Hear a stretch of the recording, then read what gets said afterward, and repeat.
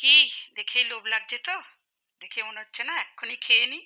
চলো আজকে তোমাদের সঙ্গে শেয়ার করব চিকেন কোরমা। একটা একঘেয়ে চিকেন খেতে, খেতে একটু অন্যরকম স্বাদ বদলাতে আজকে চলে এলাম চিকেন কোরমা রেসিপি নিয়ে। তাহলে চলো আগে শুরু করে দিই। ১ম এ এই যে মসলাগুলো তার মধ্যে রয়েছে জিরে, একটা জয়িত্রী, ১/২ ইঞ্চির মতন উম দারচিনি, লবঙ্গ, এলাচ সব মিলিয়ে এটাকে একটুখানি শুকনো খোলায় ভেজে নিলাম। আর এদিকে এটা রেডি করে রাখলাম পোস্ত, চারমগজ আর দই। দইটা কিন্তু খুব একটা ফাটাতে হবে না, তাহলে কিন্তু ওই দানাদার দানাদার জিনিসটা হবে। আর এদিকে রেখে দিয়েছি শুকনো মশলা, ধনে জিরে গুঁড়ো, হলুদ, লঙ্কার গুঁড়ো না, ওটা কিন্তু কাশ্মীরি মির্চ। আর এবারে কড়াই তেল দিয়ে, কড়াইতে না আমি কিন্তু কুকারে করেছি এটা। কুকারে তেল দিয়ে দিলাম, দিয়ে তার মধ্যে একটু গোটা গরম মশলা দিয়ে দিলাম, তার সঙ্গে চিকেনগুলোকে ছেড়ে দিলাম। ১ কেজি চিকেন আছে। খেতে দারুণ হয়েছিল চিকেন কোরমা। আমি ঘিটা একটু অ্যাভয়েড করেছি, কেন ঘিটা খায় না সবাই, ওই জন্য ঘিটা আমি একটু অ্যাভয়েড করেছি, আর কেওড়া জলটাও অ্যাভয়েড করেছি। যদিও ঘিটা দেওয়া উচিত ছিল, বাট যেহেতু এত গরম খুব একটা রিচ করতে চাইনি, তাই জন্য ঘিটা দিইনি। এদিকে পেঁয়াজটা বেরেস্তা বানিয়ে রেখে দিয়েছিলাম, আর এই শুকনো মশলাও রেডি করে রেখে দিয়েছিলাম।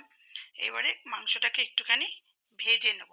একটু রংটা চেঞ্জ হলে তারপরে এইদিকে যে গুঁড়ো মশলাগুলো তৈরি মশলাটা ভাজলাম সেগুলোকে একটু শুকনো ড্রাই রোস্ট করে নিলাম। তারপরে দিয়ে দিলাম পেঁয়াজ বেরেস্তা, সেটাকেও বেটে রেখে দিলাম। বেটে রাখার পরে মাংসটা যখন দেখলাম রংটা চেঞ্জ হয়ে গেছে, তখন দিয়ে দিলাম আদা রসুনের পেস্ট। আদা রসুন এবং কাঁচা লঙ্কাও আছে এর সঙ্গে, একসঙ্গে পেস্ট করেছি। ৪ চামচ মতো আদা রসুন পেস্ট দিয়ে দিলাম। দিয়ে এবারে এটাকে একটুখানি কষালাম। যখনই মশলার গন্ধটা আস্তে আস্তে চলে যাবে, দেখবো বেশ তেল ছাড়ছে, সেই সময় কিন্তু আমরা দিয়ে দেব ওই গুঁড়ো মশলাগুলো। তাতে করে কালারটাও কিন্তু দারুণ আসে। এই যে সঙ্গে কিন্তু একটু আম লঙ্কার রয়েছে, শুকনো লঙ্কা আমি জাস্ট একটু চিলি ফ্লেক্স বানিয়ে রেখে দিই, সেই চিলি ফ্লেক্সটাও আমি এর সঙ্গে দিয়ে দিলাম। তাতে করে রংটাও ভালো আসবে, রংটা তো কাশ্মীরি মির্চের জন্য আসবেই, আর ওটাতে একটু ঝাল হবে। আর কাঁচা লঙ্কা তো আদা রসুনের সঙ্গে বাটাই আছে।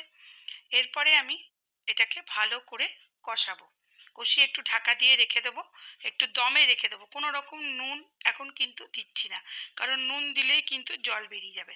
একটু ঢাকা দিয়ে তারপরে খুললাম, খুলে তারপরে দিয়ে দিলাম পরিমাণ মতো নুন। নুনটা কিন্তু যার যার নিজের মতো টেস্ট করে দিতে হবে, টেস্ট অনুযায়ী নুনটা দিতে হবে। আর বলে রাখি, তেলে কিন্তু চিনি দিয়ে দিয়েছিলাম। তেলে চিনি দিলে একটু টেস্টও যেমন ভালো হয়, তেমনি কিন্তু রংটাও খুব সুন্দর হয়। দেখতেই পাচ্ছ একদম লাল লাল রং, দুর্দান্ত লাগছে রংটা দেখতে। জিভে জল চলে এলো, কিন্তু স্রাদ করে টেনে নিলাম জলটাকে। তাই জন্য যাই হোক, রান্না করতে করতে গন্ধটাও সুন্দর বেরোচ্ছিল। এবারে শুকনো মশলাটাও গুঁড়ো করে রেখে দিয়েছি আলাদা করে। এবারে একটা একটা করে মশলা দিতে থাকবো। দই, কাজু আর চারমগজ বাটা, এটা দিয়ে দিলাম। দিয়ে এটাকে দিলে এবারে দইটা যেহেতু খুব একটা ফাটিয়ে দিতে হয় না, দইটা ফাটিয়ে দিলে না ঠিক মতন গ্রেভিটা হয় না। আর এতে কি হয়, গ্রেভিটা খুব সুন্দর বেশ দানাদার দানাদার হয় গ্রেভিটা। তো কাজু দিলে এমনিতেই তেল ছেড়ে দেয় আস্তে আস্তে মাংসর থেকে। তো এইভাবে দিয়ে এটাকে একটু ঢেকে রেখে দিলাম, তারপরে দিয়ে দিলাম পেঁয়াজ বেরেস্তা যেটা বাটা আছে, সেটাও দিয়ে দিলাম। মোটামুটি ১ কেজি মাংসতে ৩টের মতো পেঁয়াজ দিয়েছিলাম। বড় বড় ৩টে পেঁয়াজ কিন্তু বেরেস্তা করতে দিয়েছিলাম। এমনি কিন্তু পেঁয়াজ আর আমি তেলে ফোড়ন দিয়ে ভাজিনি। পেঁয়াজটা কিন্তু ভেজেছি, সেটাও কিন্তু উইদাউট অয়েল। পেঁয়াজের বেরেস্তা কিন্তু উইদাউট অয়েল দিয়েই করেছি আমি। আর এবার দেখতে পাচ্ছ টেক্সচারটা কিরকম এসছে, পুরো দানা দানা, দেখে লোভ লাগছে না? একদম রুটি পরোটা পোলাওর সঙ্গে কিন্তু দুর্দান্ত লাগবে।